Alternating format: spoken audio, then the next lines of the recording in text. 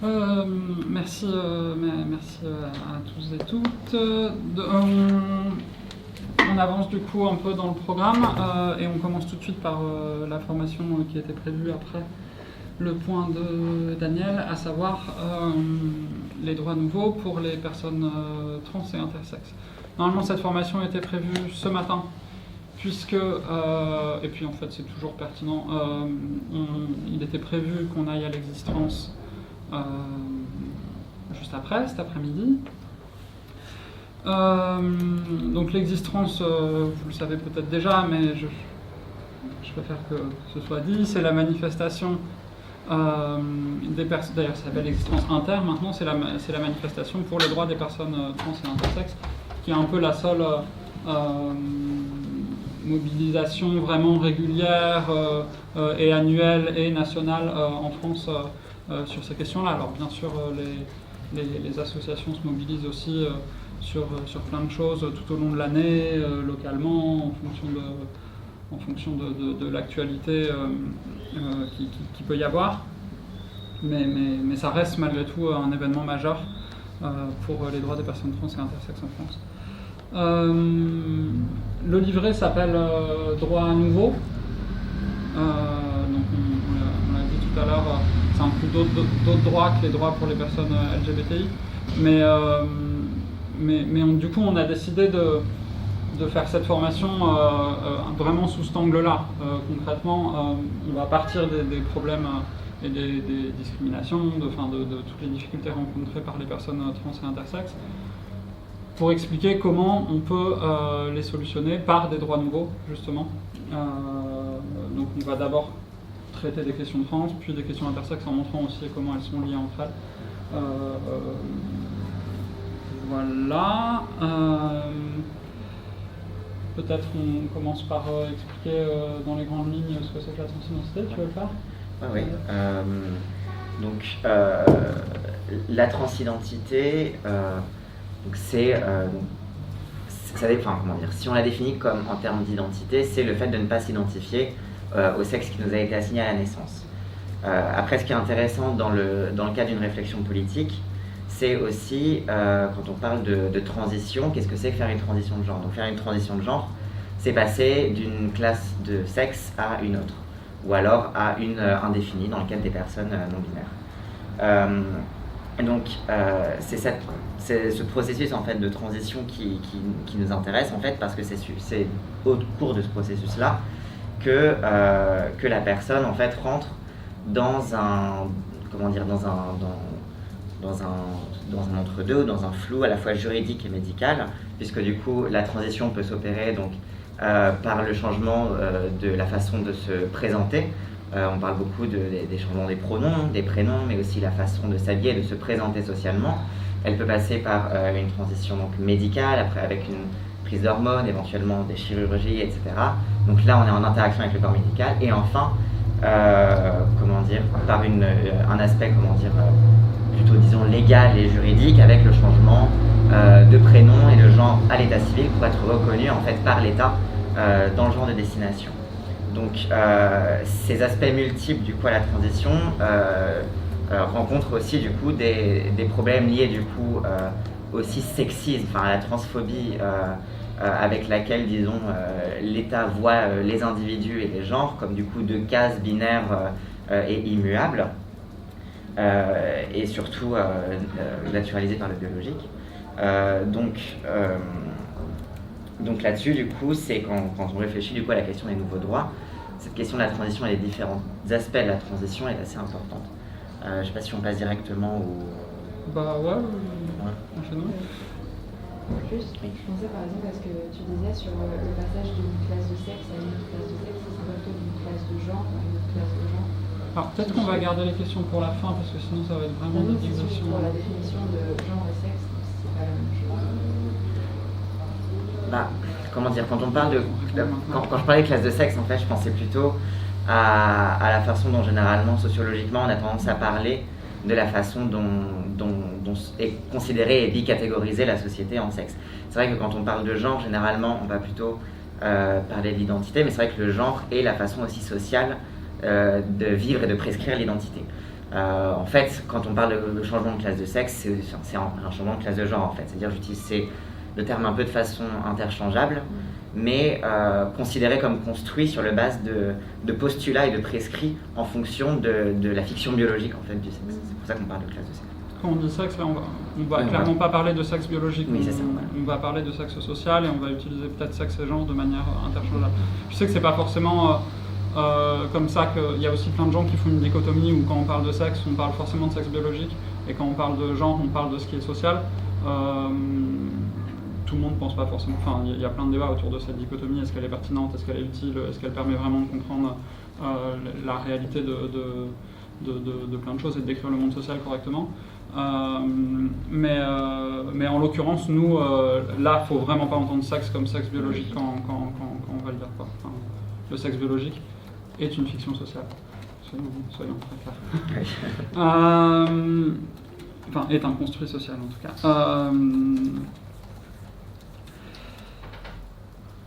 Notre point 2, du coup, on va d'abord parler, pour ce qui est de la transidentité, des droits nouveaux autour des obstacles médicaux à la transition, et ensuite des droits nouveaux autour des obstacles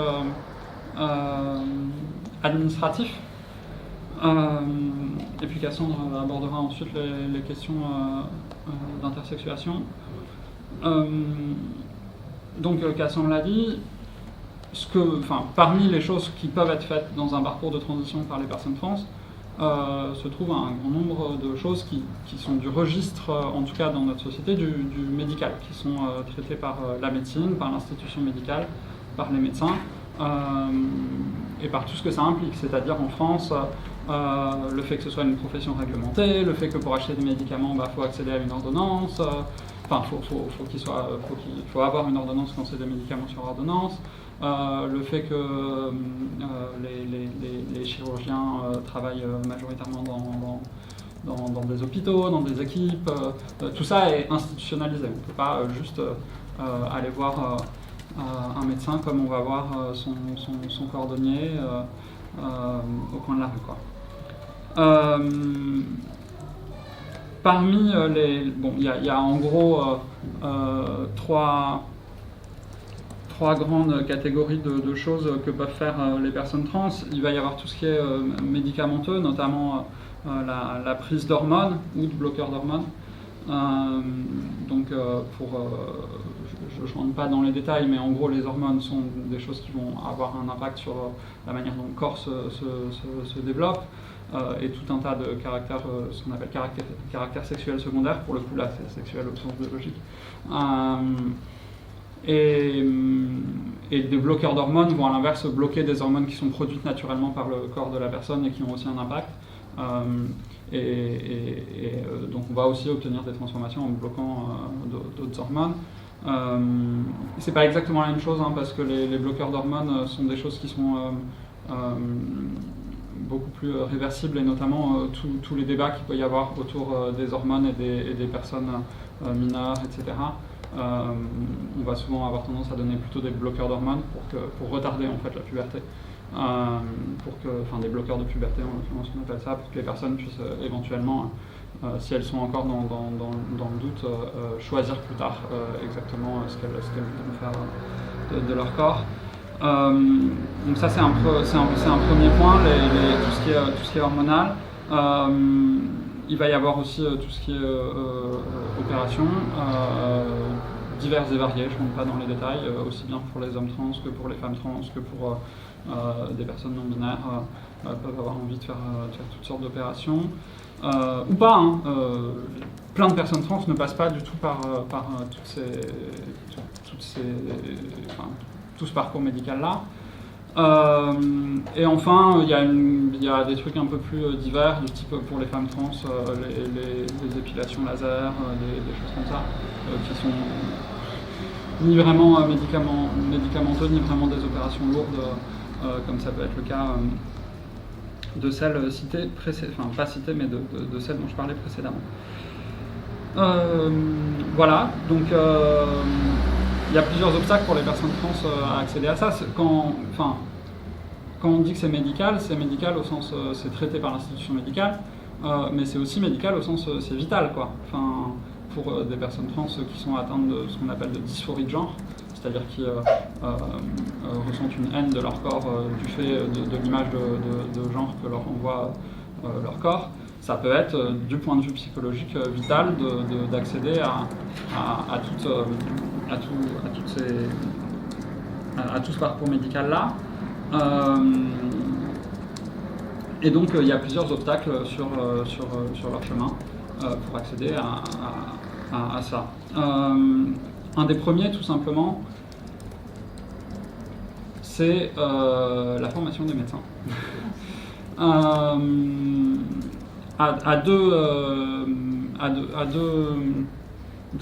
De deux manières, c'est-à-dire à la fois la sous-formation des médecins, c'est-à-dire que la plupart des médecins n'y connaissent rien, y compris des choses toutes bêtes, hein, mais par exemple quand vous êtes un homme trans qui a son utérus et qui a besoin d'aller chez le gynéco, mais qui a quand même un 1 sur son numéro de sécu, et que vous essayez de prendre rendez-vous dans un cabinet de gynécologie et que vous avez beau expliquer, la personne au bout du fil comprend pas pourquoi vous allez chez le gynéco. C'est quand même pas compliqué juste de savoir qu'on existe, quoi.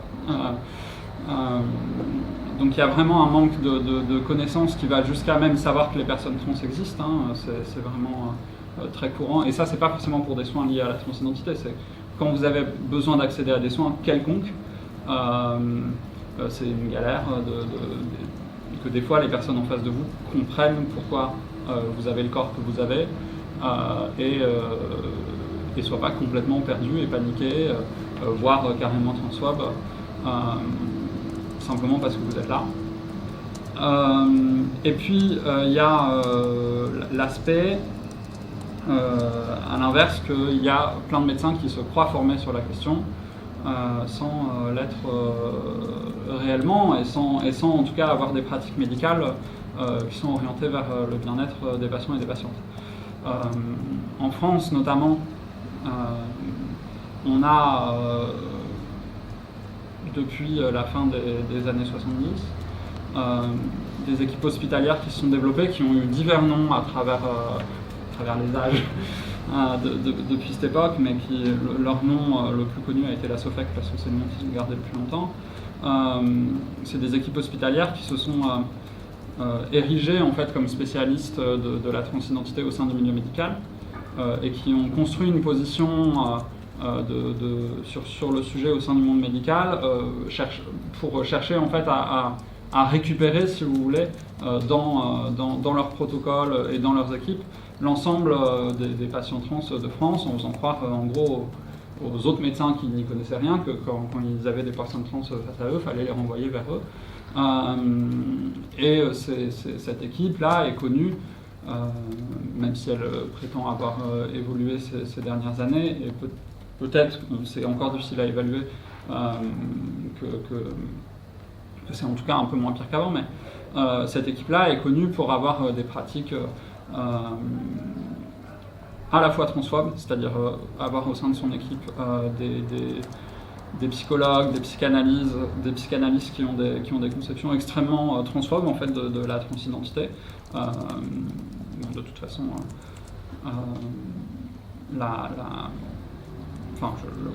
extrêmement transphobes de la transidentité, un peu comme à une époque on pouvait traiter tout un tas de maladies mentales, notamment féminines, de manière extrêmement sexiste.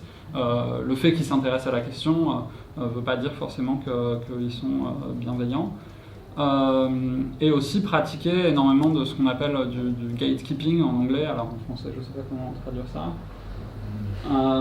qui en gros consiste à poser énormément de conditions aux patients à l'accès aux soins, c'est-à-dire par exemple obliger des personnes trans à vivre dans les vêtements de leur genre de destination pendant des mois et des mois, sans pour autant leur donner accès aux hormones ou aux traitements médicaux qui pourraient leur permettre d'avoir un corps qui ressemble un peu plus à ce qu'elles souhaitent qu'il ressemble, et donc par là même les mettant en fait dans des situations de souffrance psychologique énorme, alors que la plupart du temps quand une personne décide de transitionner, elle est décidée, il n'y a pas besoin de la faire attendre 1 an et demi, 2 ans avant de lui donner accès aux soins. Donc c'est des équipes qui ont fait énormément de mal et qui expliquent qu'aujourd'hui, énormément de personnes trans se tournent beaucoup plus vers des médecins libéraux, dont en fait les noms s'échangent un peu sous le manteau, ou en tout cas dans les réseaux associatifs, qui sont des médecins qui acceptent de prescrire des hormones au premier ou au deuxième rendez-vous à des personnes qui en ont envie, acceptent de faire des opérations en ayant rencontré la personne sans la faire passer par 4000 psychiatres avant pour attester que c'est vraiment ce qu'elle veut, etc. etc. Donc c'est bien que ces médecins existent, mais c'est pas quelque chose qui a été évident, puisque pendant très longtemps, la SOFECT et ses équipes hospitalières-là étaient si puissantes qu'elles ont réussi à faire quelque chose d'assez incroyable, à savoir obtenir de la Sécu qu'elle ne rembourse les soins des personnes trans que si les personnes trans passaient par elle. C'est quelque chose d'évidemment complètement illégal, puisque le droit français garantit le libre choix du praticien. Mais ça a été maintenu pendant des années et ça a été cassé en 2004 ou 2014. J'ai un énorme doute. Ça a été cassé genre super tard, quoi. La situation a perduré genre plusieurs dizaines d'années. Ça a été cassé super tard, effectivement, par un jugement qui a dit mais écoutez, c'est pas possible, quoi. Enfin, c'est illégal. Mais pendant 25 ans, les personnes trans étaient obligées de passer par des médecins transphobes si elles voulaient être remboursées en gros. Aujourd'hui, c'est plus le cas. Il n'empêche qu'avec les médecins libéraux, il y a souvent énormément de dépassements d'honoraires. Donc c'est pas du tout évident et ça peut être assez coûteux une transition. On parle beaucoup de l'ALD qui en théorie, dont on dit affectation longue durée, qui sont des protocoles spécifiques de l'assurance maladie qui permettent en gros de ne pas avoir à avancer les frais, etc. On dit à chaque fois c'est remboursement à 100%, mais encore une fois c'est remboursement à 100% du plafond de la sécurité sociale. Donc ça ne couvre absolument pas les dépassements d'honoraires. Pour ça, il faut avoir une excellente mutuelle. Parce qu'on a la chance d'avoir des vies. Mais voilà, en gros, on est quand même très très loin de l'accès aux soins très facile. On a toujours la SOFEC qui reste malgré tout le seul interlocuteur du gouvernement sur les questions trans, quasiment. En tout cas sur la question des soins aux personnes trans. On a un déficit de formation énorme, y compris les endocrinologues, donc les médecins spécialistes qui prescrivent les hormones libéraux en dehors des équipes de la SOFAC sont 20 ans en retard sur la recherche par rapport aux États-Unis. On a très peu de recherche parce que évidemment les personnes trans constituent une trop de petite population pour que ce soit intéressant pour les labos d'évaluer l'efficacité des médicaments, etc. sur eux. Donc en fait les personnes trans prennent des hormones qui ne sont pas destinées à la transidentité, mais qui sont destinés à des traitements de déficit hormonaux pour les personnes cis, etc. Donc c'est du bricolage parce que globalement il n'y a pas de recherche, des connaissances très faibles, et que quasiment les personnes trans font leur science elles-mêmes en récoltant leurs données elles-mêmes dans leurs assos, quoi. Enfin, on est sur une population très marginalisée de ce point de vue, alors même qu'elle est très dépendante de l'institution médicale. Voilà, quelque chose à rajouter sur... Alors, du coup, en droit nouveau, comment ça se traduit? Alors, les meilleures formations, c'est quelque chose sur lequel on peut directement agir, hein, quand on est au pouvoir, pousser à la création de cursus spécialisés, avoir des diplômes universitaires, avoir des DU sur la question dans les cursus de médecine, etc. Et puis surtout, en fait, il y a un énorme travail à faire sur le remboursement des soins. Et notamment, pour le coup, la France Insoumise défend le remboursement de l'intégralité des soins à 100%. Donc en fait, on voit qu'avec des réponses en fait universelles aussi, on répond à des tas de besoins de populations spécifiques qui sont très dépendantes du manque d'accès à certains droits, mais qui sont des droits auxquels tout le monde devrait avoir accès. Donc le remboursement à 100% des soins est quelque chose qui serait vital pour les personnes trans, et pour les personnes trans particulièrement, le remboursement aussi à 100% des soins à l'étranger, puisque comme je l'ai dit, il y a des déficits de compétences, des manques de formation, donc il y a encore énormément de personnes trans qui, alors du coup c'est surtout des personnes trans qui en ont les moyens aujourd'hui, mais qui vont à l'étranger pour certaines opérations, notamment parce qu'elles sont mieux réalisées qu'en France. Même si bon, ça change très vite, hein, ces choses-là. Il y a plein de médecins qui se forment sur plein d'opérations. Voilà. Oui, je passe à l'administratif après, mais sur le médical, je sais pas si j'ai oublié quoi que ce soit. Il y a la question de la prise en charge, je crois, des enfants, du fait que... Il y a la question de la prise en charge des enfants, alors qui en France pose pas encore énormément problème. Mais en fait, on assiste, on en parlera peut-être dans la croisade anti-genre en Europe, mais on assiste aussi dans plein d'autres pays à un retour de bâton un peu, notamment, qui passe notamment par la question des enfants, où en fait les François attaquent l'accès aux soins des personnes trans en disant « Ah, vous donnez des hormones à des enfants qui sont trop jeunes, machin, etc. » En gros, vous leur mettez votre idéologie trans dans la tête. Bon, alors qu'en vrai, à 14 ans, quand on sait qu'on veut être une femme plutôt qu'un homme ou l'inverse, généralement on va pas changer d'avis, quoi. Enfin, c'est quand même des grosses décisions. Surtout que c'est beaucoup dans des pays où c'est des bloqueurs de puberté qui sont proposés plutôt que directement des hormones. Mais c'est vrai que cette question de l'accès aux bloqueurs de puberté, en tout cas en France, c'est quelque chose qui n'est absolument pas développé. Donc c'est pas encore un backlash qui est venu chez nous. Mais c'est vrai que c'est une question aussi sur du coup une absence en fait qu'on a en France sur les enfants. Je sais qu'il y a un centre d'excellence en France qui est pas trop mal. Mais sinon c'est plutôt la SOFECT qui verrouille et qui part du principe qu'un enfant ne peut pas décider ça et que c'est un adulte en son âme et conscience qui décide de devenir déviant, entre guillemets. Oui, sachant que c'est quand même pour les personnes trans qui ont la chance, entre guillemets, de décider de transitionner jeunes, c'est souvent quand même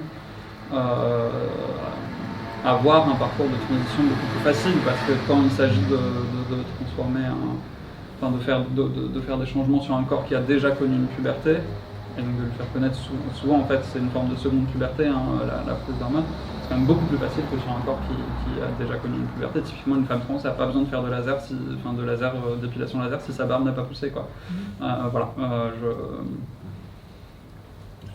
Voilà, on passe. Est-ce qu'il y a des questions peut-être sur ce... On est trop lent, Fabrice? C'est juste sur le statut juridique, du coup, comment est-ce que... Je passe à l'administratif après, là. C'est pour savoir comment est-ce que à partir de quel âge, par exemple, en France, on aurait le droit de donner des bloqueurs de puberté, même si l'accès est restreint. À partir de quel âge on a... Il n'y a pas de loi là-dessus, en fait.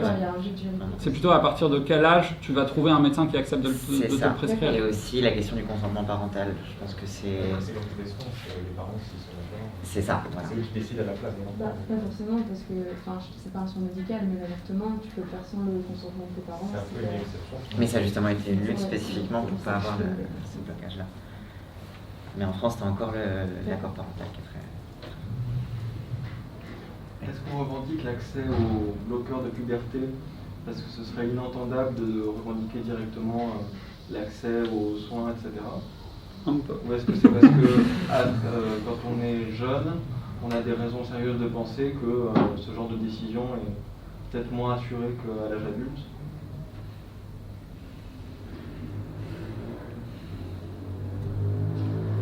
Disons que moi je pense pas qu'il faut interdire les hormones jeunes. Je pense qu'il faut garantir les bloqueurs de puberté jeunes. C'est plutôt comme ça que je vois aux personnes qui le souhaitent, quoi. Mais après, c'est vrai que sur cette question-là, il y a des considérations qui relèvent aussi beaucoup de l'éthique médicale, de la question du choix.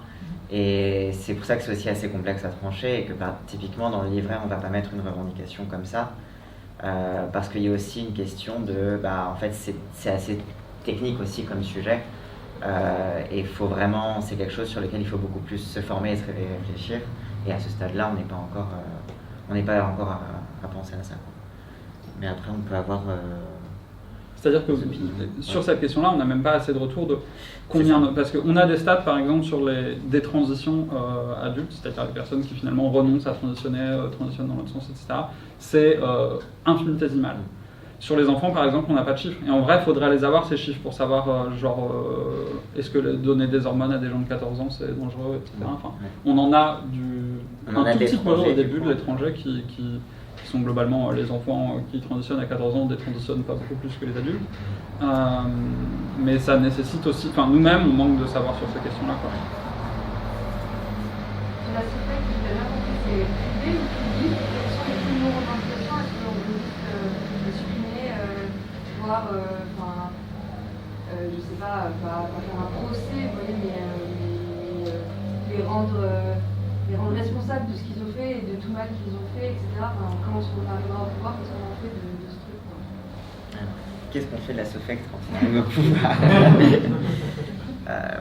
C'est complexe parce qu'à la fois, donc c'est un organisme public, c'est dans c'est des assos d'équipe hospitalière. Et tu peux dissoudre l'asso, mais tu peux dissoudre l'asso, mais tu peux pas démédeciner le médecin, quoi. C'est ça, tu peux pas.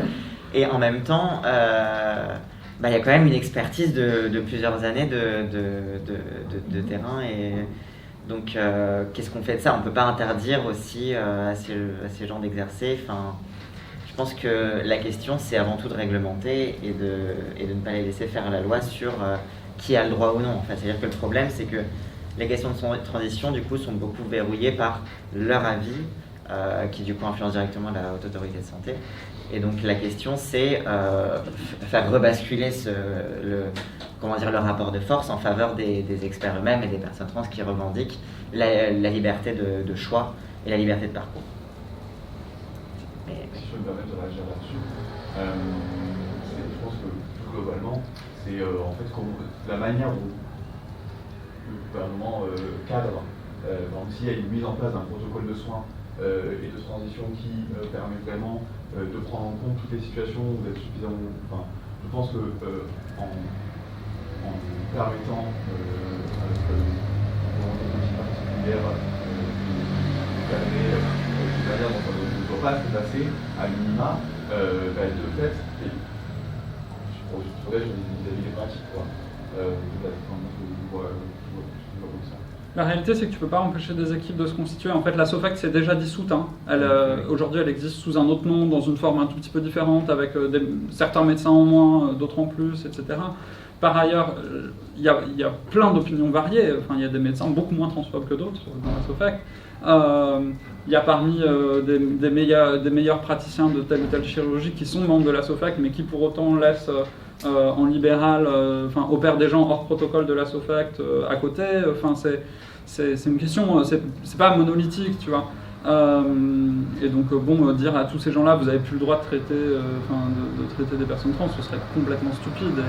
Et comme tu dis, on perdrait des compétences. Après, il y a aussi plein d'équipes hospitalières qui se constituent aussi aujourd'hui, en ce moment, qui proposent d'autres protocoles de soins, d'autres parcours d'accès aux différents traitements.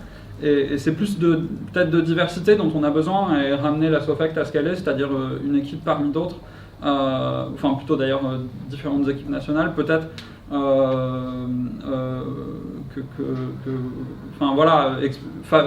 aider à l'émergence d'autres équipes, etc. Et puis peut-être que les plus transphobes d'entre eux juste partiront parce que plus de personnes trans iront les voir et que ce sera possible d'accéder aux soins plus facilement ailleurs, quoi. C'est ça, le choix du praticien et le choix de son parcours, ce sera clé en fait. Ce sera gratuit. Je passe à l'administratif ? Oui. Alors,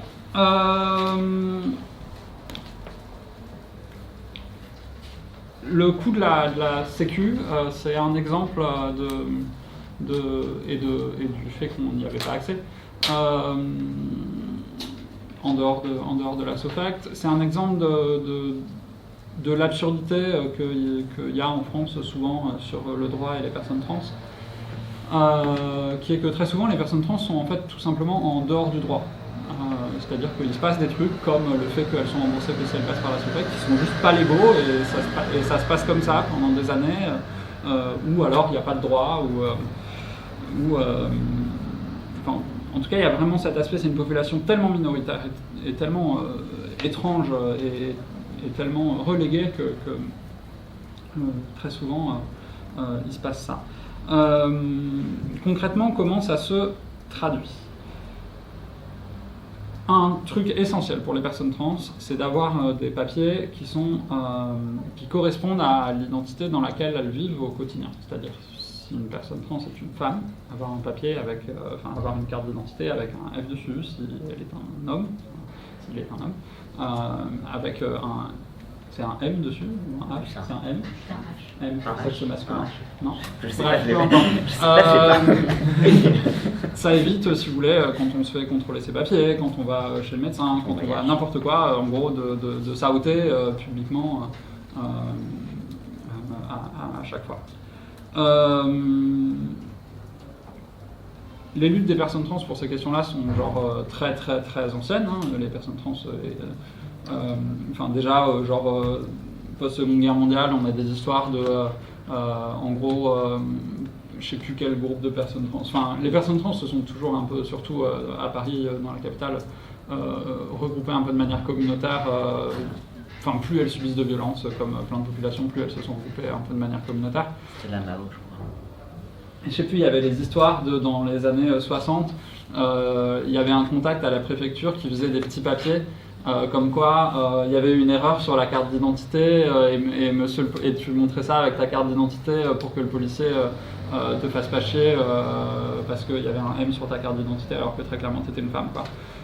Donc ça a commencé comme ça. Puis on a eu le droit de changer son sexe à l'état civil. Et son prénom, donc c'est les deux qu'il faut changer à la fois, parce que très souvent le prénom est un marqueur de genre, donc il ne suffit pas de changer le sexe si on a un prénom qui marque l'autre genre. Mais pendant très longtemps, ça a été à la fois judiciarisé et médicalisé. C'est-à-dire qu'il n'était pas possible pour les personnes trans de faire changer leur sexe à l'état civil sans prouver que leur transition était irréversible, ce qui par les juges a été interprété comme elles sont stériles. Donc c'est-à-dire pour les femmes trans, pas forcément une vaginome, mais au moins une orchidectomie. Et pour les hommes trans, au moins une hystérectomie. Je crois que c'était une hystérectomie. Une hystérectomie. Voilà. Donc ablation des testicules et de l'utérus. Ce qui n'est pas du tout forcément quelque chose que veulent faire toutes les personnes trans. Donc énormément de personnes trans devaient soit renoncer à avoir des papiers à jour, soit passer par des opérations qu'elles n'avaient pas forcément envie de faire. Et en tout cas aussi l'État dictait d'une certaine manière ce qu'était une transition, quoi. Et ce qu'était être un homme ou une femme, en fait c'était avoir fait une opération, ce qui est un peu étonnant puisque le sexe social dans lequel on vit au quotidien dépend pas de ça, et la plupart des gens ne regardent pas dans notre culotte, quoi. Donc c'est quelque chose qui a changé finalement très récemment, et pas parce qu'il y a eu une volonté politique énorme de le faire, mais globalement parce que la France allait se faire condamner par la CEDH, Cour européenne des droits de l'homme. Et donc depuis 2016, le changement de prénom est déjudiciarisé, c'est-à-dire que pour le coup ça se fait en mairie, et le changement de sexe à l'état civil est démédicalisé, c'est-à-dire que ça se fait toujours au tribunal, devant un juge, c'est long, mais pas obligatoire. Enfin, en théorie, le juge ne peut pas demander de preuves médicales. C'est très très loin d'être parfait. Le changement de prénom a beau être déjudiciarisé, dans bien des mairies, il est compliqué à obtenir. On demande des preuves qui ne sont pas censées être demandées. On est quand même censé amener un faisceau d'indices, des témoignages de proches, des photos. Enfin, ça peut être très très très intrusif dans la vie privée. Et en fait, en pratique, ce qui se passe bien souvent, c'est qu'il y a un jugement qui est fait par un officier d'état civil plutôt que par un juge, mais il y a quand même un peu un jugement, quoi. Enfin, je sais qu'à la mairie du 18e, pour pas les dénoncer, ils ont des commissions où ils décident si les gens ont bien le droit de changer de prénom ou pas. Alors, globalement, ils décident plutôt que oui, mais quand même, c'est un peu des modes de fonctionnement qui se rapprochent énormément du jugement, à ceci près qu'ils sont plus courts. Ça prend 1 mois et pas 6. Sur le changement de sexe, là on a quelque chose d'un peu plus compliqué, c'est-à-dire que on fait la demande en présentant toujours un faisceau d'indices extrêmement compliqué, puis le procureur dit oui, plutôt non, et puis il envoie ça au juge. Et là, le juge, soit il dit oui direct, soit il dit non direct. Non, il peut pas dire non direct. Soit il convoque une audience à laquelle il peut dire oui, à laquelle il peut dire non. La loi dit en gros qu'on doit donner le changement de sexe aussi pour que le sexe de la personne sur sa carte d'identité corresponde au genre dans lequel elle se présente au quotidien. Ce que les juges traduisent par est-ce que tu as bien une tête de femme, est-ce que tu as bien une tête d'homme.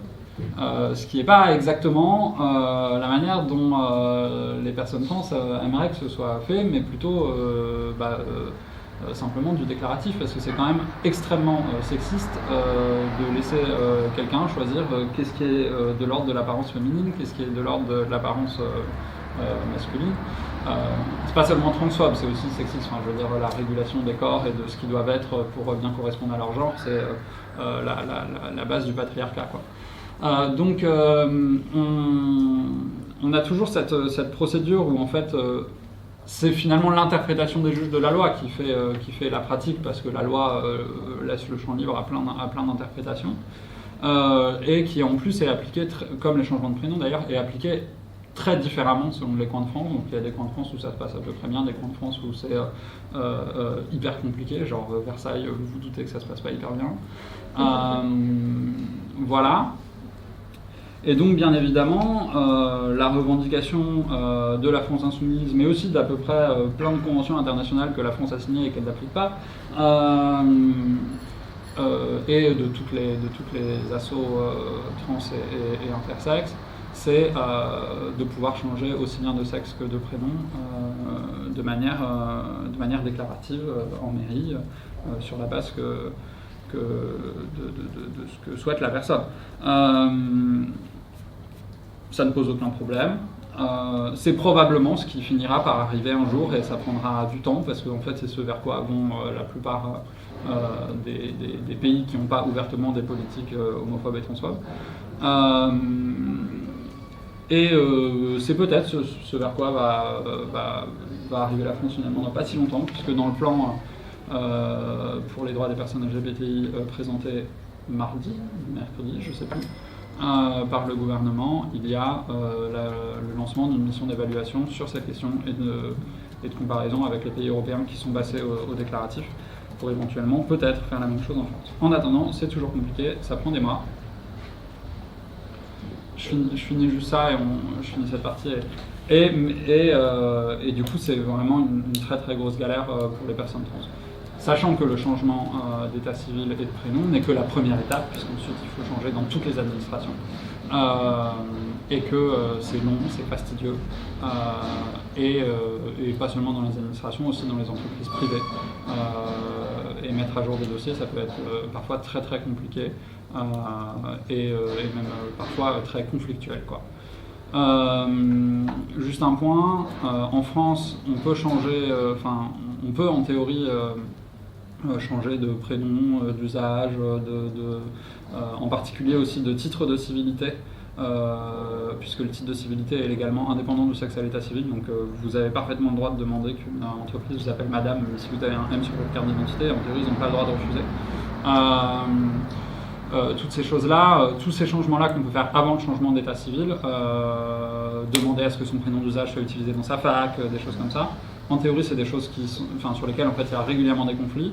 À chaque fois, en gros, le défenseur des droits dit non, en fait, il faut respecter le souhait des personnes trans, les appeler par le prénom qu'elles souhaitent, etc. Il y a des documents régulièrement édités par le gouvernement par-ci par-là pour expliquer comment pour expliquer aux facs ou aux écoles comment elles doivent accueillir les personnes trans, à savoir en respectant leurs pronoms et leur genre. Mais encore une fois, il y a un manque de formation des agents dans les administrations, dans les établissements publics qui est criant, et qui fait que c'est très très compliqué de faire reconnaître ces droits sur ces questions-là, quoi. Des questions? Oui, c'était sur les marqueurs de sexe ou de genre. Plus que simplement le faire de façon déclarative, il y a aussi certains pays qui ont choisi simplement de supprimer ce marqueur de sexe ou genre, il y a aussi des associations, il me semble, qui demandent sa suppression. La France Insoumise a défendu sa suppression aussi occasionnellement au Parlement européen, même si c'est pas exactement ce qui est écrit dans le livret. C'est en fait la revendication historique des mouvements trans et intersexes. C'est-à-dire pendant très longtemps, les mouvements trans et intersexes ont revendiqué la suppression du marqueur du sexe à l'état civil, en pensant par ailleurs cet horizon politique beaucoup plus atteignable que le changement libre et gratuit en mairie. Aujourd'hui, on revendique plutôt le changement libre et gratuit en mairie parce que c'est un horizon politique qui semble beaucoup plus atteignable, en tout cas en France, que la suppression. Les deux répondent parfaitement à la problématique. Voire même le deuxième est beaucoup plus intéressant. Mais pour les personnes intersexes notamment. Bah, du coup, c'est pas intersexe, pas forcément dire après le binaire pour le genre, mais du coup, je me demandais pour ce qui est des marqueurs à l'état civil, qu'est-ce que la France Insoumise revendique pour les personnes binaires, enfin, de manière générale sur l'aspect administratif? Alors, la France Insoumise, pour le coup, pour les personnes non binaires, tendrait plutôt à proposer la suppression du marqueur. On ne s'engage pas dans la revendication d'un marqueur troisième ou autre, etc. parce que la plupart, il y a plein de raisons pour lesquelles la plupart des assos trans et intersexes sont contre. Notamment parce qu'en fait ça crée une catégorie qui serait une catégorie de gens discriminés, quoi. Et notamment on risquerait, en particulier pour les personnes intersexes ou pour les personnes trans, de leur dire c'est votre marqueur, c'est celui que vous devez prendre, et donc de compliquer l'accès pour les personnes trans et intersexes aux marqueurs M et F quand elles le veulent, pour les reléguer un peu dans ce marqueur-là. On mettrait les personnes intersexes à la naissance dans ce marqueur-là, ce serait un marqueur de discrimination évident, etc. Donc ce serait en gros avoir une carte d'identité je suis trans, écrit en énorme, ce que plein de personnes trans ne souhaitent pas, et il ne faut surtout pas que ça créerait une porte ouverte à ce qu'on les relègue là-dedans. Mais du coup, la réalité, c'est que si on ne supprime pas une personne qui est une personne non, c'est pour ça, dans soit homme ou femme à l'état civil. Mais c'est pour ça que l'horizon politique est forcément la suppression sur ces questions-là. C'est juste que comme atteignable paraît le changement d'état civil libre et gratuit, donc ça fait aussi partie d'une première, c'est aussi une première revendication. Et là-dessus, les assos, notamment l'existence inter, revendiquent les deux en fait. Oui. Parce que il y a à la fois une question de stratégie politique sur qu'est-ce qui est le plus pertinent au moment et en fonction de la situation politique, mais la suppression reste un horizon politique général. Et indispensable. Horizon lointain ou... C'est pas ça. Ça dépend si on est C'est hyper difficile à évaluer. C'est très compliqué en fait. En fait, autant, c'est-à-dire qu'il fut un temps où même sur les numéros de sécurité sociale, il y avait beaucoup plus de numéros et de marqueurs, notamment il me semble pour les indigènes algériens, etc. Enfin, il me semble qu'à une époque où ces marqueurs ont été progressivement supprimés, l'idée de supprimer le marqueur du sexe n'était pas absurde. Je pense qu'il y a aussi un effet de normalisation et d'habitude qui fait que ça paraît aujourd'hui quelque chose d'un peu abscon pour une personne cis un peu classique qui n'y aurait jamais réfléchi. Voilà, c'est toujours une question de moment politique et d'état de la société, quoi. Mais c'est vrai que c'est dommage. J'ai une question sur le fait que du coup le changement de prénom et les changements de sexe à l'état civil soient dissociés dans la procédure. Parce que c'est quand même très relou, quoi. Et est-ce que on va sur des propositions pour essayer de le mettre ensemble, quoi, et que de ne pas avoir à refaire ça vraiment. Alors aujourd'hui, tu peux faire changer le sexe et le prénom en même temps au tribunal. C'est-à-dire tu peux aller au tribunal en disant je veux changer mon sexe et le prénom en même temps. Après souvent les gens le font en deux étapes parce qu'en fait le changement de prénom est une pièce maîtresse entre guillemets au dossier du changement de sexe au tribunal. Mais si de toute façon tout était déclaratif, bien entendu qu'on pourrait faire les deux en même temps. Une autre question? Oui. Est-ce qu'il y a des systèmes aujourd'hui pour aider justement les personnes trans dans ce que tu disais, Gilles, sur les témoignages de proches? Je sais pas, est-ce qu'il y a des choses qui sont mises en place pour que des personnes trans qui ne sont pas reconnues par leur entourage puissent avoir des témoignages de n'importe qui veut se donner Alors, énormément d'assos font ça, c'est une pratique très courante dans les associations de défense des droits des personnes trans de s'entre-témoigner dans le changement d'état civil, tout ça. Sinon, vous pouvez demander à la France Insoumise. Hein. Pratique d'avoir une lettre signée. Quelles sont les résistances à ces revendications de libre choix du sexe sur la carte d'identité ou de suppression complète? Qu'est-ce qui vous permet de penser qu'il y a plus de résistance sur la suppression, sur le changement? En fait, moi, j'écoute pas tellement les discours adverses, mais voilà, c'est quoi leur problème numéro 1 avec ces revendications-là? Pourquoi ils y tiennent tant? Alors, il y a la réaction classique, en mode vous voulez effacer les différences hommes-femmes, mais qui sont les mêmes réactions que sur le mariage pour tous, machin, etc. Des gens qui pensent que c'est bien la dichotomie homme-femme, le patriarcat, tout ça, etc. Enfin, il y en a plein. Hein. Voilà, c'est même presque. Enfin, on pourrait penser que c'est la majorité. Donc ça, bon, faut jamais oublier que c'est la plupart des gens. Genre les gens c'est un réactionnaires. conscient collectif en fait. Voilà. Mais je veux dire, la plupart des gens, la grosse opposition, c'est ça. Après, celle qu'on entend aussi beaucoup, ça va être une partie extrêmement minoritaire qui vient surtout des pays anglo-saxons. Hein. C'est très présent en Angleterre et aux États-Unis. Une partie extrêmement minoritaire du mouvement féministe qui va considérer que, en gros, enfin, qui dit que, en gros, le fait de pouvoir changer de genre est un danger pour les droits des femmes. C'est extrêmement minoritaire. Elle s'allie genre constamment avec la droite et l'extrême droite en fait dès qu'il y a moyen. Enfin, c'est un peu comme les gens qui commencent à penser que faut parler d'immigration quand on est de gauche tout le temps et qui finissent complètement à droite. Bah là, c'est un peu pareil. Mais voilà, c'est parfois des gens qui viennent du mouvement féministe qui finalement, parce qu'elles imaginent que la transidentité est un danger pour le féminisme, parlent plus que de ça et finissent à l'extrême droite.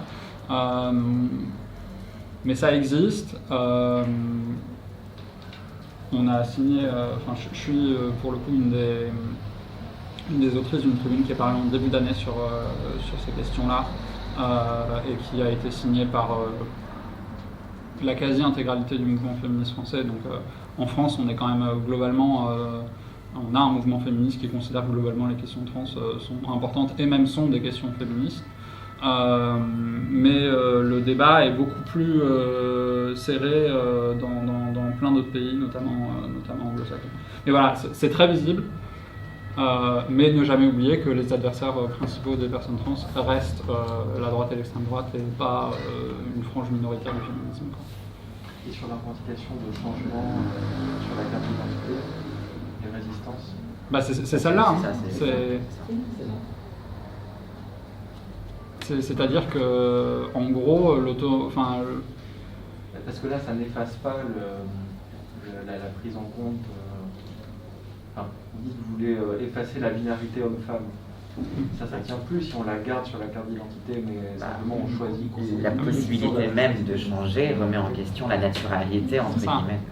Donc c'est la même objection sur les deux, finalement. Oui, la base quand même du patriarcat, c'est la naturalité des deux classes de sexe, leur imperméabilité totale et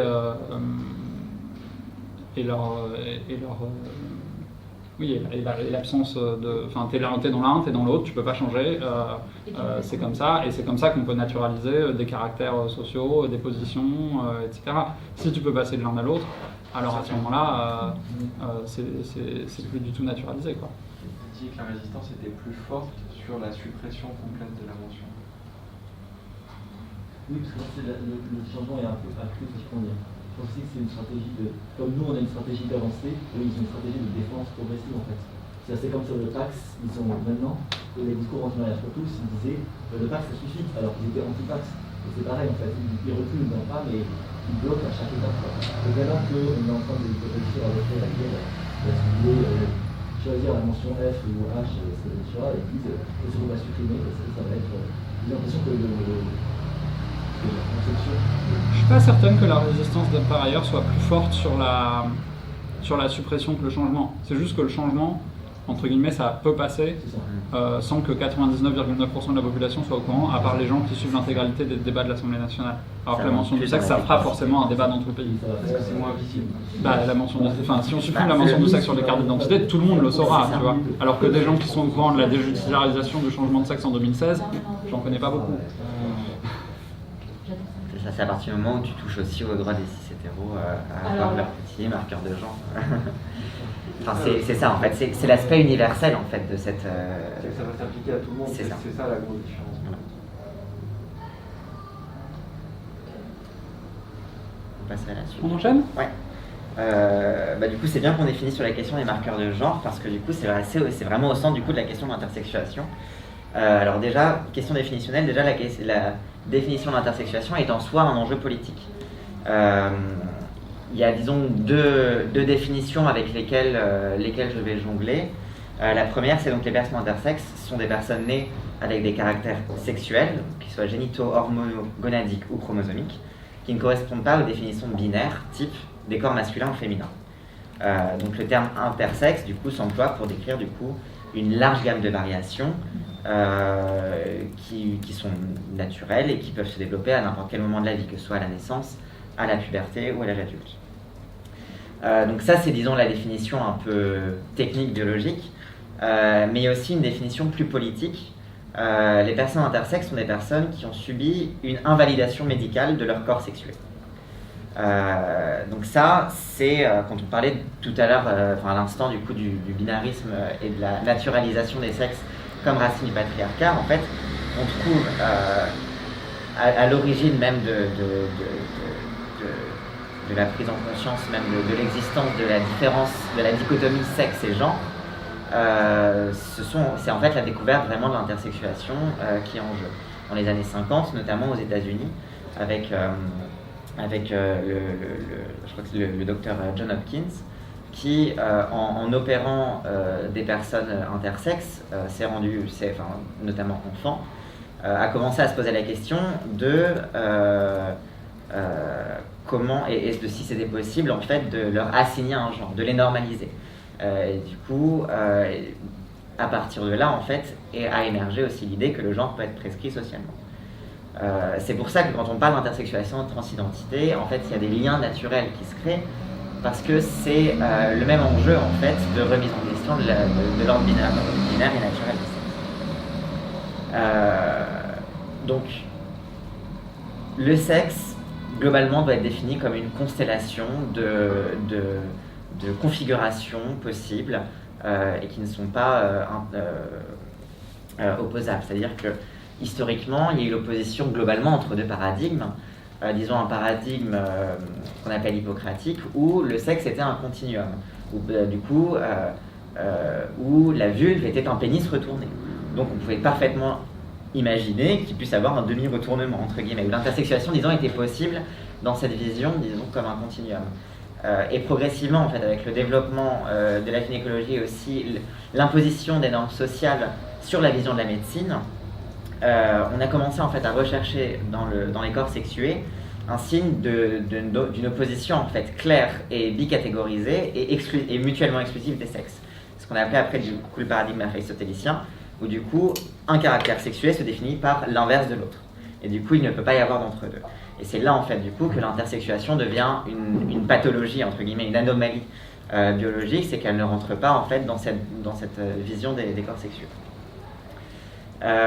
Et pourtant, c'est le pourcentage de personnes intersexes, on l'estime à 1,7% de la population.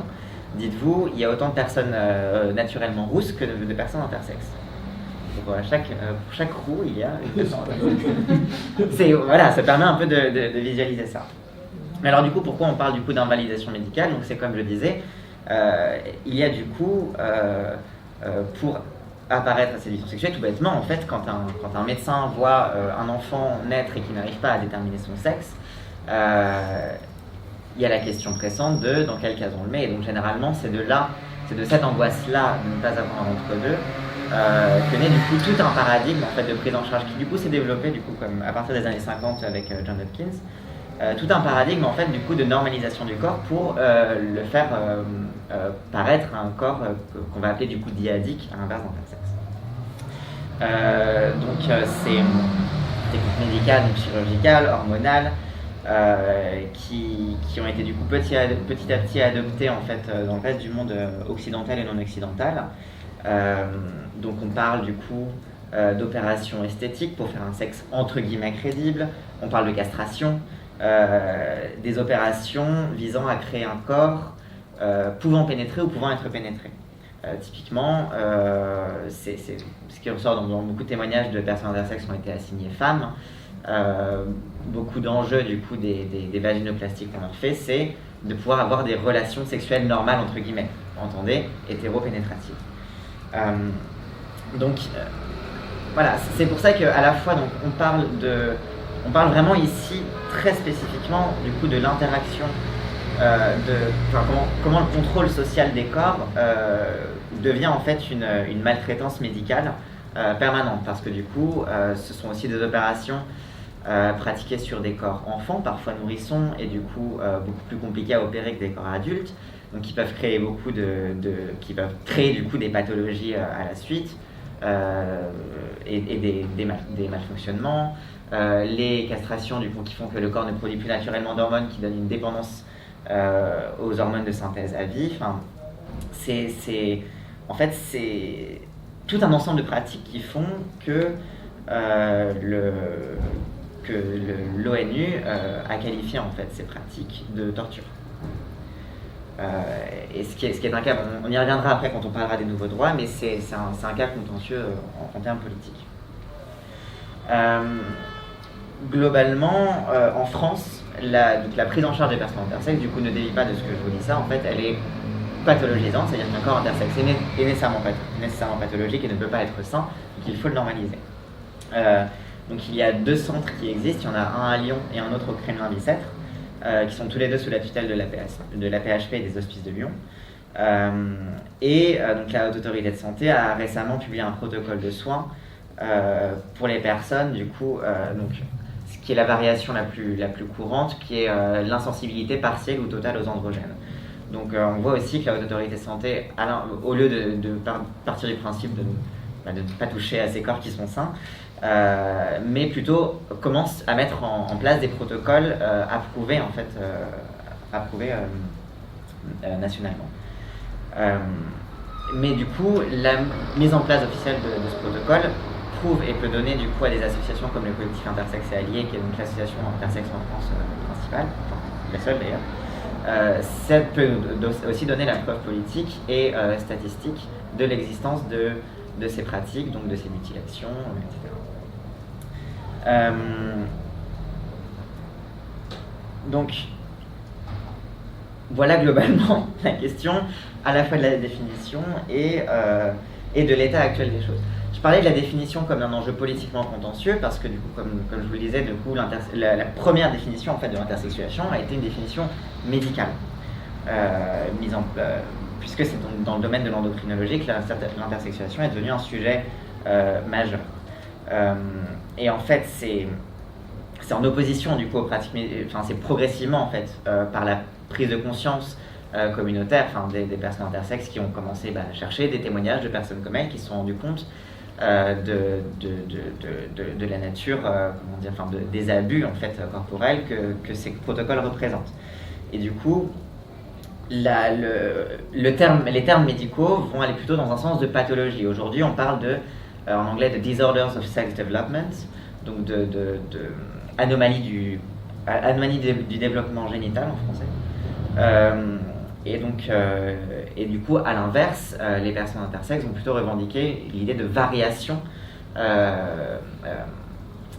des caractères sexuels, puisque ce sont des variations saines et normales. Mais du coup, cette question de la définition elle-même est déjà un enjeu politique et sur lequel les associations butent contre les médecins notamment, puisque forcément, pour ces médecins, garder l'intersexuation dans l'ordre du pathologique, c'est garder aussi sous le contrôle et sous le contrôle du discours médical. Donc ce terrain but du coup est à la fois du coup un enjeu disons de langue, un enjeu politique, mais aussi un enjeu politique vraiment sérieux, parce que la définition de ce qui relève ou non du coup du pathologique va définir si on va mutiler 5000 enfants par an.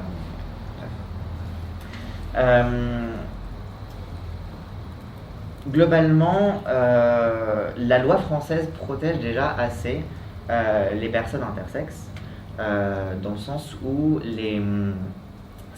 c'est pas compliqué de faire constater les sévices qui sont subis, notamment qui se développent beaucoup, notamment à l'âge adulte. Par contre, aucun lien n'est fait à l'heure actuelle entre intersexuation et dépathologisation. C'est pour ça que, par exemple, la question des protocoles médicaux et de la prise en charge doit être absolument repensée. On parlait tout à l'heure de la formation des médecins. C'est vrai que là-dessus, le problème, c'est que l'intersexuation étant, globalement un sujet verrouillé par l'autorité médicale, c'est vrai que la formation des médecins et reprendre le contrôle là-dessus est un enjeu majeur et principal. Déjà qu'une question de sensibilisation auprès du corps médical, auprès des parents à la naissance, parce qu'en fait, beaucoup de décisions d'opération sur des enfants se font en jouant sur l'angoisse des parents de ne pas avoir un enfant normal. Qu'est-ce qu'on va dire à la nounou quand elle va changer la couche ? C'est beaucoup en fait ces pressions-là sociales sur lesquelles aussi parfois jouent les médecins pour informer à moitié sur la réalité de ce que vit leur enfant. Oh, vous inquiétez pas, on va juste enlever une petite tumeur et en fait c'est une ablation des testicules internes. Donc il y a un peu cet entre-deux-là, mais qui joue aussi du coup beaucoup sur la peur des parents. Donc l'accompagnement des parents, et en fait c'est pour ça qu'une sensibilisation générale en fait de la population à la réalité de ces variations possibles et saines et qui peuvent arriver à n'importe qui est nécessaire, parce que c'est vraiment la pression sociale qui va faire jouer et la peur qui va pousser en fait à opérer l'enfant sans son consentement. Donc à l'heure actuelle, évidemment, les associations intersexes demandent la dépathologisation totale de l'intersexuation et penser une autre forme d'accompagnement qui soit non pathologisant, qui privilégie plutôt les rencontres entre personnes intersexes et qui puisse former les parents des personnes concernées.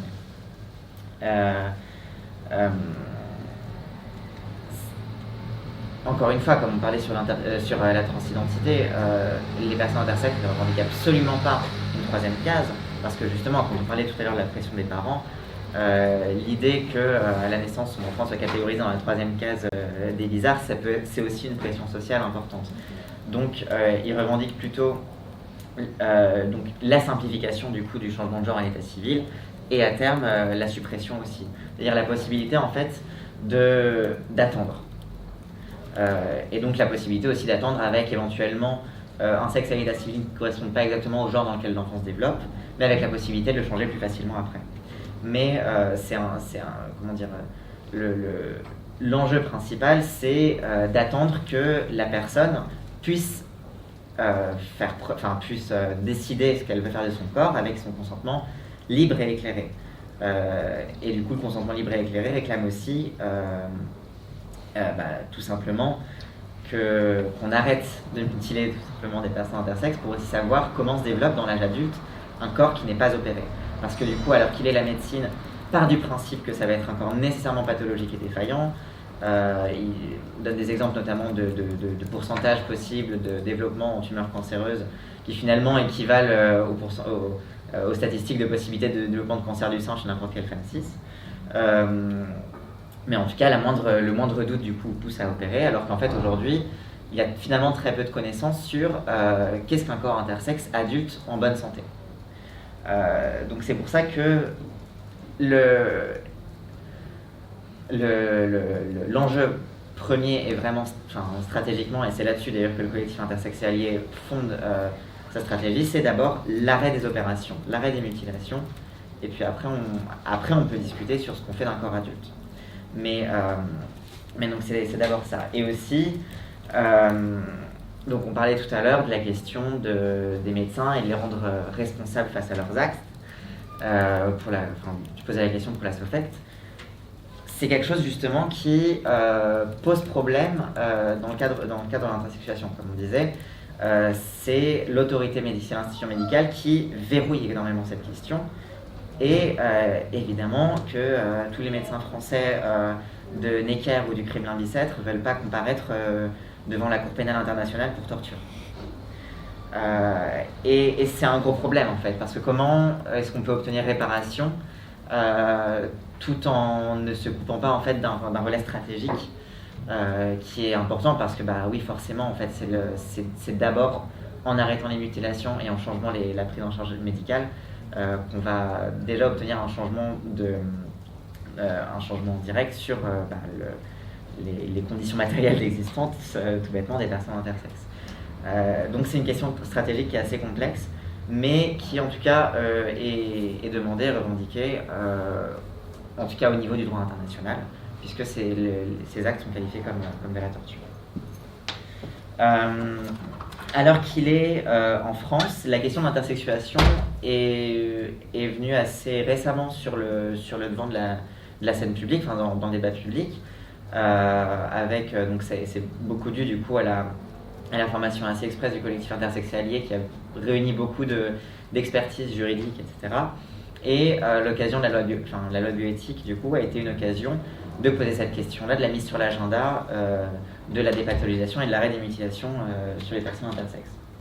Bon, malheureusement, du coup, malgré tous les amendements qui ont été proposés à l'Assemblée nationale, le gouvernement a refusé, mais a concédé, cela dit, à ce qu'il y ait plus que 5 centres de référence en France sur la prise en charge des enfants. Globalement, quand il y a un enfant qui est dans un hôpital qu'on sait qu'il est intersexe, on l'envoie dans le centre de référence. Ça n'arrête pas les mutilations, mais ça permet au moins de recueillir des statistiques nationales et de pouvoir les légiférer pour après. Mais en tout cas, à l'heure qu'il est, l'avancement des droits des personnes intersexes est quasiment au point mort. Les mutilations ont toujours lieu. Il y a un flou juridique et une utilisation aussi beaucoup de la pression sociale là-dessus. Et encore une fois, du coup, c'est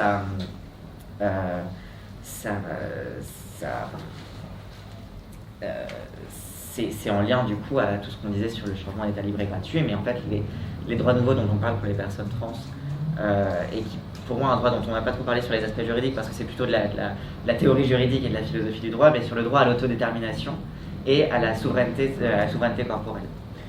Ce droit-là, c'est un droit universel, mais qui avant tout aurait des impacts directs en fait sur la vie des personnes intersexes et en règle générale sur n'importe quelle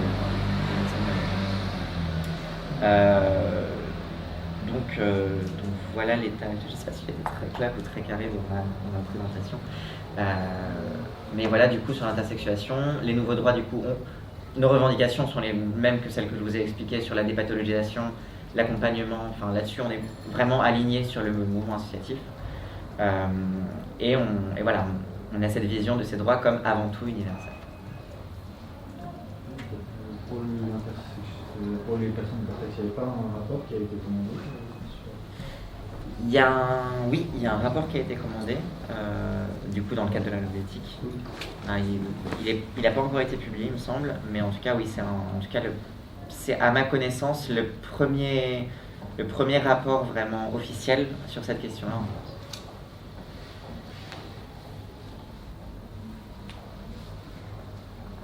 À la fin, tu parlais du droit de l'autodétermination et à la souveraineté corporelle.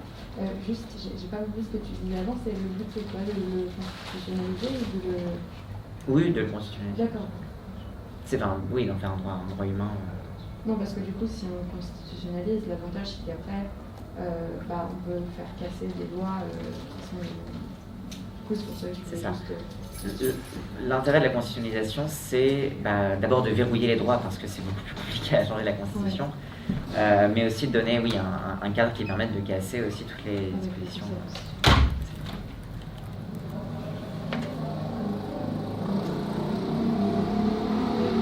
Aujourd'hui, si les parents sont informés sur cette question, est-ce qu'ils peuvent refuser d'emmener leur enfant dans l'un des 5 centres où on les envoie spontanément. Oui. Il me semble que c'est pas... Oui, la prise en charge n'est pas obligatoire. Et d'ailleurs, il me semble que dans l'amendement en question, il y avait la mise en contact avec des associations de personnes intersexes. La question, c'est si dans les faits, ça va vraiment être fait, parce qu'on sait que les assos intersexes ont une relation assez difficile au corps médical, et du coup, les médecins ne vont probablement pas avoir envie de renvoyer les parents vers ces assos. Mais en tout cas, il y a cette recommandation-là. Donc, en tout cas, la prise en charge n'est pas obligatoire. Est-ce que vous pourriez donner le nom des principales associations intersexes et trans en France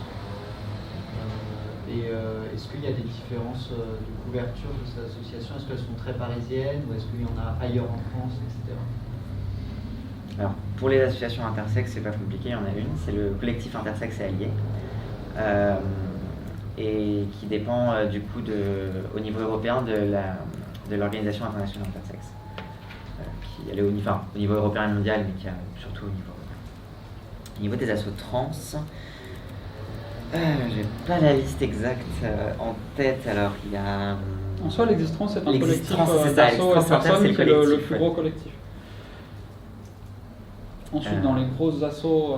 Dans les grosses assos, moi je pense à Chrysalide qui est sur la région lyonnaise. Sur Île-de-France, il y a Outrance, Accept ST. Qui fait pas mal de trucs pour les Comment ? Le centre aussi, je crois qu'il fait pas mal de trucs pour les personnes trans.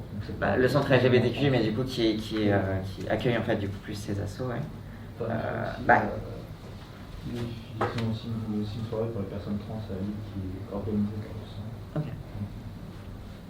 Il y a Jenna qui nous dit qu'il y a Alter Corpus et la FTI aussi. Ah oui, en effet. La FTI, Fédération Trans et Intersexes, et Alter Corpus, c'est une association de juristes montée par Benjamin Moron-Puech, qui est un juriste spécialiste du coup dans ces questions-là, qui du coup est du coup plus sur le volet à la fois du plaidoyer juridique et aussi de la recherche. Après, ça reste un milieu associatif qui est très très éclaté. Il n'y a pas, il y a du coup des tentatives de fédération nationale, mais qui regroupent finalement assez rarement la majorité des associations. C'est très souvent des associations qui agissent à l'échelle régionale. C'est pour ça que quand on a des personnes trans qui nous contactent, qui doivent aider, qui doivent être réorientées vers des associations, c'est parfois pas évident de connaître les associations qui sont bien implantées sur le terrain dans les différentes régions, etc. Il y a des fois aussi des désaccords politiques entre certaines associations. Voilà. Il y a l'EST sur Paris, l'espace santé trans, qui bosse spécifiquement sur justement les questions de construire un accès aux soins des personnes trans.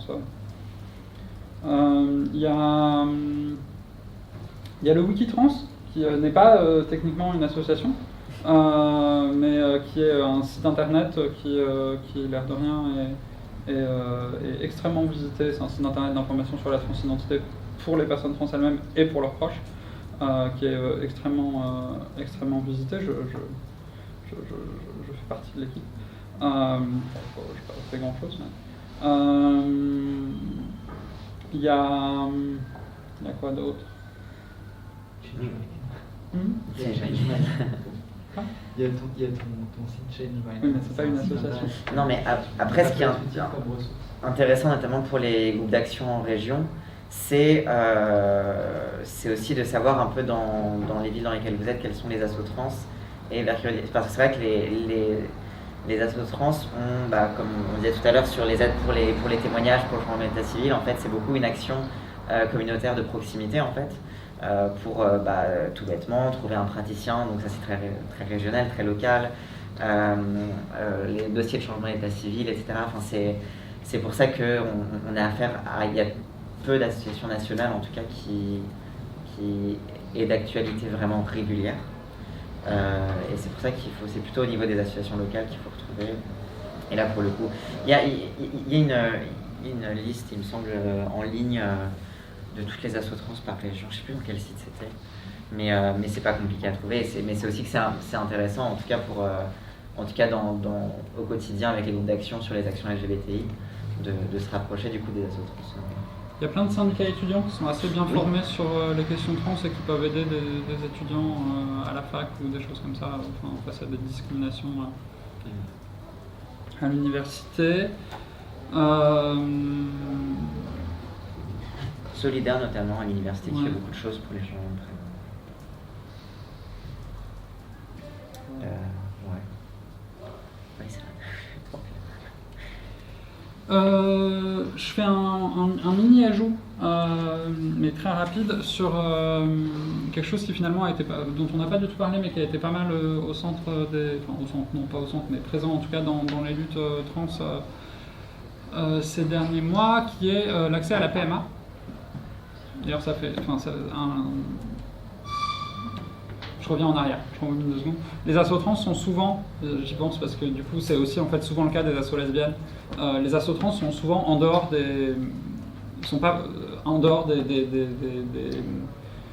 trucs LGBT locaux. Ça arrive, enfin les trucs LGBT fédèrent facilement un peu toutes les associations à majorité masculine des coins, que ce soit des fédérations, des centres, enfin toutes les intersassos régionales ou locales. Très souvent, il y a plein d'assos lesbiennes et trans qui en sont en dehors parce qu'en fait, dedans, elles ont du mal à faire entendre leur voix, que ça leur coûte de l'énergie de participer à ça, et que finalement, elles sont plus efficaces en faisant entendre directement leur voix à l'extérieur. Donc, ne partez pas du principe qu'en contactant l'inter-LGBT du coin, vous avez contacté toutes les militantes et militants trans de votre région. Du coup, question qui concerne les lesbiennes et les personnes trans, dont les lesbiennes qui font partie des personnes trans. La PMA, donc on attend depuis des années, sur lequel le gouvernement a pris énormément de retard sur ses propres annonces, sachant que Hollande l'avait déjà promis et qu'il ne l'a pas fait. Bon voilà, c'est très longtemps, sachant que c'est quand même un truc, il s'agit de faire un enfant, hein, donc attendre 10 ans la loi qui permet de faire un enfant, ça peut être assez dur dans un parcours de vie. Donc la manière dont est écrite cette loi, en gros actuellement, fait que seules les femmes cis, donc pas trans, on n'a pas défini cis, mais vont y avoir accès, puisque les hommes trans qui pourraient bénéficier d'un point de vue médical de la PMA lorsqu'ils ont toujours un utérus qui fonctionne, pourraient parfaitement en bénéficier, mais la loi ne prévoit pas qu'ils y accèdent. Et les femmes trans qui, les techniques médicales ne permettent pas encore qu'elles portent un enfant, mais pourraient utiliser leurs gamètes pour faire un enfant éventuellement avec une conjointe cis. Soit parce que leurs gamètes sont encore, elles produisent encore des gamètes, soit parce qu'elles les ont conservées avant une transition médicale qui a produit une stérilisation. Pourraient aussi avoir accès à la PMA, mais le texte prévoit pour l'instant, même si peut-être que des interprétations vont permettre de contourner ça, etc., mais on reste dans une optique où le gouvernement s'oppose à l'accès à la PMA des personnes trans, et donc pour les femmes trans, le texte prévoit que lorsque c'est 2 femmes, il y a forcément un donneur, y compris lorsque toutes les gamètes sont présentes au sein du couple, parce que c'est une femme cis et une femme trans. Donc voilà, il y a un point spécifique sur la loi PMA pour les personnes trans, les femmes trans et les hommes trans, qui sont 2 questions différentes. Les hommes trans pour porter leur enfant, les femmes trans pour utiliser leurs gamètes. Mais sur lequel on se bat, et le gouvernement s'y est clairement opposé dans des termes assez transphobes à l'Assemblée nationale. Ce qui va d'ailleurs poser des problèmes bientôt à l'avenir sur les questions de filiation, en fait, parce que comme la loi de modernisation de la justice du XXIe siècle, du coup, qui a permis la démédicalisation du changement d'état civil, l'idée de la médicalisation du changement d'état civil, c'était, j'imagine dans leur tête, c'était que les personnes trans soient stériles pour qu'elles dépendent à vie des hormones et qu'elles ne reviennent pas en arrière. Mais aussi, c'était de fait que les personnes trans étaient toutes du coup stériles. Et du coup maintenant, on peut changer son sexe à l'état civil sans l'être.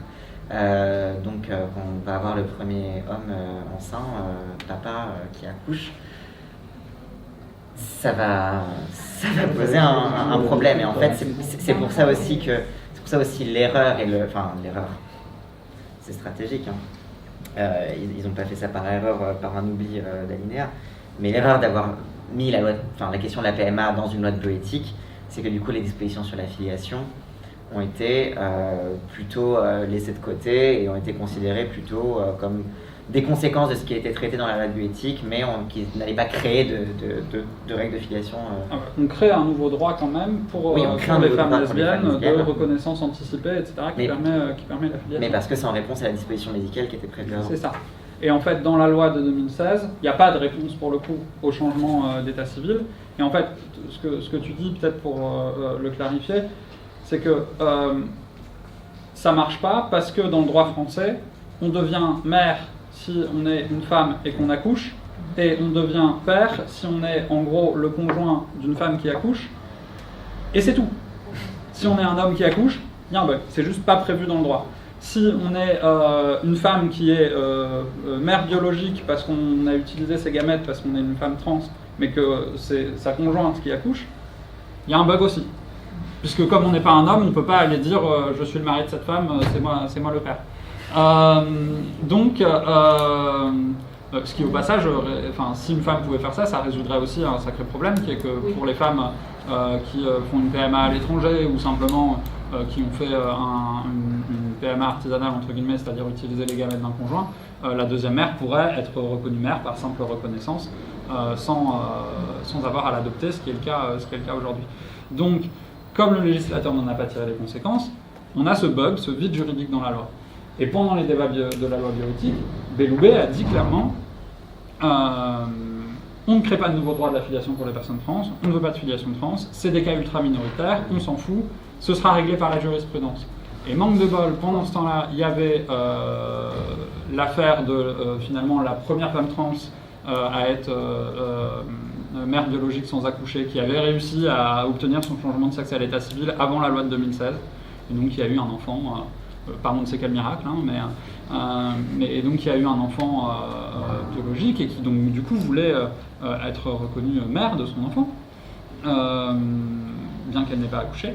Et le tribunal a statué que non. Alors que tout le monde s'attendait à ce qu'il statue que oui, et crée donc du coup une jurisprudence sur ce point. Parce que les juges n'aiment pas que les parlementaires leur disent on n'écrit pas la loi, c'est à vous de l'écrire en faisant de la jurisprudence en toute connaissance de cause. Et donc le juge a en gros dit non, désolé, il va falloir écrire un droit de la filiation pour ça, c'est pas moi qui vais l'inventer. Et donc il faut écrire un droit de la filiation pour les hommes qui accouchent et les femmes qui sont mères biologiques sans accoucher. Ou les femmes qui sont simplement mères parce qu'elles sont conjointes, qu'elles soient mères biologiques ou pas d'ailleurs. La France Insoumise défend finalement un mode de filiation très simple qui est la reconnaissance universelle. On est parents parce qu'on le déclare à la naissance de l'enfant. Et c'est merde, j'ai envie de dire, qui résout toutes ces questions-là en une règle simple. Tac, tac, tac, je sais plus quel était l'ordre. C'était pendant que tu parlais. En fait, je me demandais juste que d'honneur, quand tu parlais des femmes trans qui pourraient avoir un enfant avec leur gamète, si elles étaient en couple avec une femme cis, du coup, quand tu disais que le droit français reconnaît forcément l'une d'elles comme une donneuse, j'avais pas dit tout. Non, j'avais pas compris. C'est pas ça. C'est que, en gros, une femme trans qui a fait conserver ses gamètes, ce qui pendant très longtemps était impossible en France, mais de plus en plus possible, parce qu'en gros, en France, avant la loi, aujourd'hui, on peut faire conserver ses gamètes si on entame un traitement médical stérilisant. Pendant très longtemps, les centres de conservation des gamètes en France considéraient que les personnes trans, c'était pas un traitement médical, elles l'avaient choisi, donc elles allaient se faire voir. De plus en plus de centres de conservation des gamètes autorisent les personnes trans à conserver leurs gamètes avant, en gros, un traitement hormonal ou un traitement quelconque stérilisant. Donc les femmes trans peuvent, avant de prendre des hormones, au début de leur transition, conserver leur sperme dans un congélateur. Dans un congélateur, dans un hôpital, hein, faut pas faire ça. Et donc du coup, si elles décident d'avoir un enfant 10 ans plus tard, avec une femme, parce qu'elles sont lesbiennes, en couple avec une femme cis, elles pourraient utiliser leur sperme congelé et être toutes les deux parents biologiques de l'enfant. ce que prévoit la loi, c'est que, comme la loi ne prévoit pas l'existence des personnes trans, c'est qu'il y a forcément un donneur dans le cas où deux femmes font une PMA. Puisqu'elle n'imagine pas, si tu veux, qu'il puisse y avoir ce sperme congelé quelque part qui fait qu'il n'y aurait pas besoin d'un donneur. Donc comme dans le processus de la PMA, dans la loi, il est écrit à tel moment on signe tel papier, on signe l'accord de don, on signe tel papier, machin, etc. À moins de dévier du texte de la loi, c'est là où peut-être il y a moyen en fait, de s'arranger selon la manière dont tu lis la loi. En tout cas, dans le processus tel qu'il est décrit, à un moment, tu acceptes le don. Et tu prends le don. Et il n'y a aucun moment où c'est décrit, là, si les gamètes sont disponibles, tu peux utiliser les gamètes conservées. Tu vois ce que je veux dire ou pas? Mais ça veut dire que du coup, ça veut dire qu'il faudrait avoir une personne tierce quand tu parles de toute façon, pour la plupart des lesbiennes, c'est-à-dire quand même majoritairement des couples de lesbiennes cis, dans la plupart des couples lesbiens, il n'y a pas de femmes trans, donc il faut utiliser un donneur. Je restais dans le cas où il y aurait une femme trans et une femme cisgenre en fait. C'est pour ça où je ne comprenais pas. Ça veut dire que l'une d'entre elles aurait le statut de donneur et du coup pas de parent reconnu par la loi. Non, elle n'aurait même pas le statut de donneur. Ce ne seraient pas ces gamètes qui seraient utilisées. C'est-à-dire que bien que ces gamètes soient utilisées, la loi dit qu'il faut un donneur tiers parce qu'en fait elle n'envisage pas qu'il y ait déjà des gamètes dans le couple. D'accord, ok. Et donc tu te retrouves à utiliser les gamètes d'un inconnu alors que t'en as. Ce qui, pour plein de gens, n'est pas du tout gênant. Enfin, notamment, on a plutôt tendance dans notre famille politique à avoir une conception de la filiation qui est avant tout sociale. Donc on pourrait se dire, on s'en fout un peu après tout. Mais bon, c'est quand même une forme de stérilisation. C'est-à-dire, on dit aux femmes trans, toi, t'as pas le choix. Toi, ce sera forcément un donneur. Tu pourras pas utiliser tes gamètes. Quoi. Lié à ça sort un peu du cadre de la possibilité. Mais quelle est la position de la France? Il me semble que dans la loi actuelle de la PMA, il y a interdiction d'un donneur par destination. C'est forcément par le dispositif non anonyme. Et que donc, par exemple, si moi je veux donner mon sperme à un couple de côté lesbienne, je ne peux pas. Donc, quelle est la position en fonction de cette situation? A priori, on est quand même plutôt contre le don dirigé. Notamment parce que c'est quand même un gros risque de commercialisation de ce don, en fait. Après, on est pour une définition beaucoup plus restreinte du don dirigé que celle qu'a le gouvernement actuellement. Quoi. Et puis il me semble aussi que typiquement sur les PMA artisanales, comme c'est hors des dispositifs médicaux, ce qu'on prévoit pour la filiation par reconnaissance, ça empêche de dire que le risque, c'était que du coup, le pote qui fait un don décide de revendiquer le droit sur l'enfant. Donc ça permet aussi d'éviter du coup ce cas-là en fait un peu embêtant, mais c'est vrai que quand ça se fait hors du cadre médical en fait c'est pas... Parce que tu sais qu'il y a des assos aujourd'hui qui accueillent un cadre de ce dispositif-là et qui accueillent des donneurs volontaires pour qu'ils viennent et ils peuvent faire des conditions. C'est qu'en fait j'ai toujours peur pour elles que ce soit brisé par un juge. Donc il y a des conditions que les juges ne peuvent pas envisager. Il y a aussi un problème sur le fait qu'en gros si un enfant n'a qu'une mère reconnue par la loi et que par exemple mettre en procédure d'adoption, moi je peux venir à la mairie et reconnaître l'enfant. N'importe quel homme peut venir et dire c'est mon gosse. Sur le don dirigé, il y a aussi une autre problématique qu'on n'a pas forcément traitée au livret, qui est qu'il y a beaucoup d'assos qui demandent le don dirigé entre guillemets comme palliatif au fait que les critères de classification raciste des centres de conservation de gamètes en France font que c'est très difficile pour des personnes non blanches d'avoir un enfant qui leur ressemble. Et que du coup, beaucoup de personnes qui sont pas blanches et aimeraient avoir un enfant dont entre guillemets elles sont pas outées qu'il est issu d'un donneur simplement quand on le voit quoi, voudraient du coup pouvoir choisir leur donneur, chose qu'il est beaucoup plus possible de faire à l'étranger qu'en France. Et du coup c'est aussi une revendication pas forcément très prise en compte. Il faut qu'on termine dans dernière question. Une question pour voir si j'ai bien compris. Du coup, là, si un homme trans avait un enfant, il n'aurait pas de parents. Si un homme trans a un enfant, il faut qu'il aille voir un avocat spécialisé et qu'il aille au tribunal. Du coup, l'enfant n'aurait pas de parents. Dans le pire des cas, le père serait désigné comme mère. Et du coup, ça voudrait dire que la notion de maternité et de paternité pourrait être décorrélée du sexe à l'état civil. Enfin, Non, dans le pire des cas, rien du tout. Hein. oui, dans le pire des cas, il y en a Non, tout aussi. c'est un homme, il peut pas dire c'est moi qui ai accouché, Ah, il pourra- ah, putain, oui, bah aussi. Ah, oui, rien, c'est vrai, quoi. il y a- Enfin, mais actuellement, il y a des hommes trans qui sont en train d'avoir des enfants en France. Il y en a quelques-uns dans le milieu, on les connaît, ils sont entourés d'avocats et il va se passer des trucs, quoi. Mais C'est- voilà. C'est le prochain épisode. On s'arrête là? Ouais, alors ce qu'on va faire, c'est que le temps qu'on a.